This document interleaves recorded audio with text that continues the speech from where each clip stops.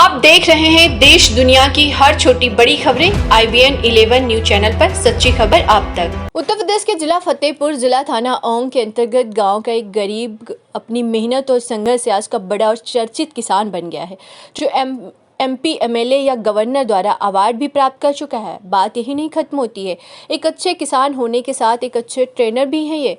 हम गांव ओंग के मशहूर किसान राम सिंह पटेल की बात कर रहे हैं। वही किसान राम सिंह पटेल एक वर्ष में एक ही खेत में 5-6 फसलें उगाकर अच्छे दामों में बेचकर अच्छा मुनाफा कमा रहे हैं, जो आज सबसे अच्छे और धनवान किसान बन चुके हैं। राम सिंह पटेल प्रदेश के बाहर भी किसानों को खेती करने की विधि बताकर अपना नाम रोशन कर रहे हैं। आप लोगों को बताते चले कि फतेहपुर जिले के कृषि विज्ञान केंद्र से वैज्ञानिकों को यह लालसा रहती है कि राम सिंह पटेल बुलाएं और अपने खेतों में घुमाकर दिखाएं फसलों को, जिससे अन्य किसी को भी वह विधि बताई जा सके। आइए सुने क्या कहा डॉक्टर जगदीश किशोर, कृषि बीज वैज्ञानिक डॉक्टर अलका कटिहार, गृह वाटिका ओंग नोडल अधिकारी और कृषक राम सिंह पटेल ने। आप देख रहे हैं अजरा न्यूज़ खागा से। ब्यूरो संजय पटेल की खबर, अजरा न्यूज़ फतेहपुर से। जैसा कि यहाँ देखते हैं, एक फसल से की जगह उसी के साथ में ये कई फसलें लेते हैं। इस विषय में आपसे चर्चा करेंगे कि इसका कैसे क्या देखिए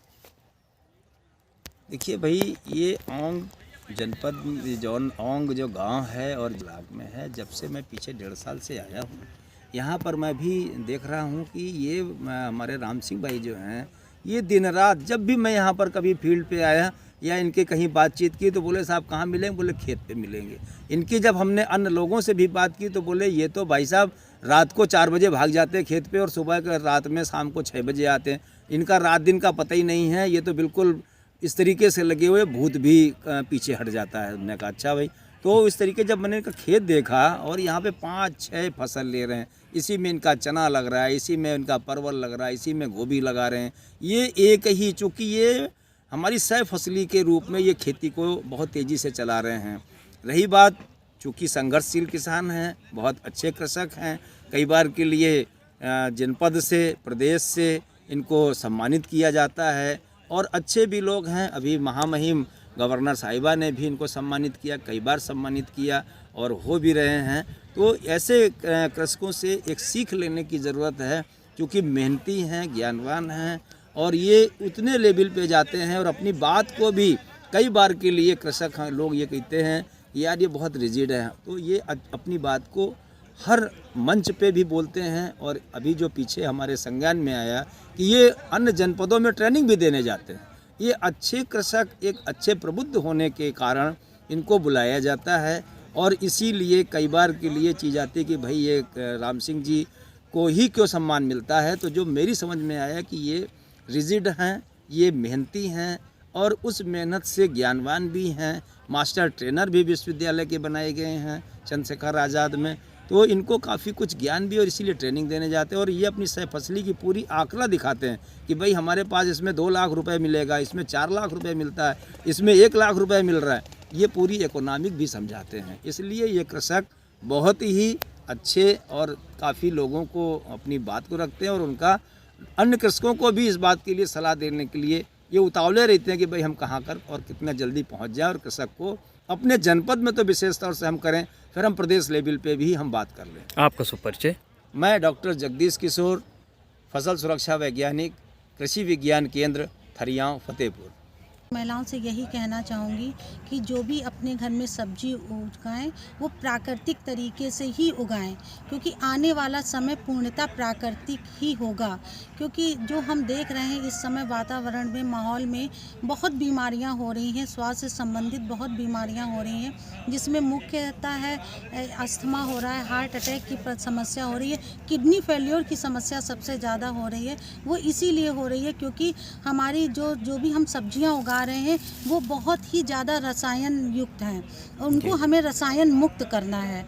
तो जब वो तभी संभव हो पाएगा जब हम प्राकृतिक विधि से खेती करेंगे। और पोषक वाटिका जो हम गांव में महिलाओं को लगा रहे हैं, क्योंकि मैं गृह वैज्ञानिक हूं और मेरे क्षेत्र में जितनी भी हमारी कृषक महिलाएं हैं सबके घर में छोटी सी जगह में हम एक पोषक वाटिका लगाते हैं, वो बिल्कुल रसायन मुक्त लगाते हैं, पूरा प्राकृतिक तरीके से लगाते हैं, जिसमें जीवामृत है, घना जीवामृत है, बीज को शोधित करने के लिए बीजामृत है, और 10 पर्णी अर्क जो भी हमारे कीटनाशक लगते हैं उनको ख़त्म करने के लिए हम लोग 10 पर्णी अर्क महिलाओं को अपने घर पे ही बनवाते हैं, जिनका प्रयोग वो अपने पोषक वाटिका में कर रही हैं। इसके अलावा महिलाओं को और क्या जो है प्रशिक्षण देते हैं जो घर बैठे जो है वो कुछ अर्निंग कर सकें? देखिए, इस बार हमारे जो सरकार ने है 2023 मोटा वर्ष अनाज घोषित किया है, जिसमें कि हमको सारे मोटे अनाजों का सेवन हमारी जो महिलाएं हैं उनको करना है, और जो मोटे अनाज है जिनको जो बाज़ार में सस्ते दामों पे बिक रहे हैं, उनको जो हमारे किसान जो हमारी कृषक महिलाओं के खेत में मोटे अनाज हो रहे हैं उनको बाज़ार में सीधे ना बेच के उनका मूल्य संवर्धन करके उनको बिचवाना है, जिसमें उनको मुझे दलिया बनवानी है, बिस्किट बना रही हैं हमारी कृषक महिलाएं, और जिसमें हमारा मल्टीग्रेन आटा है।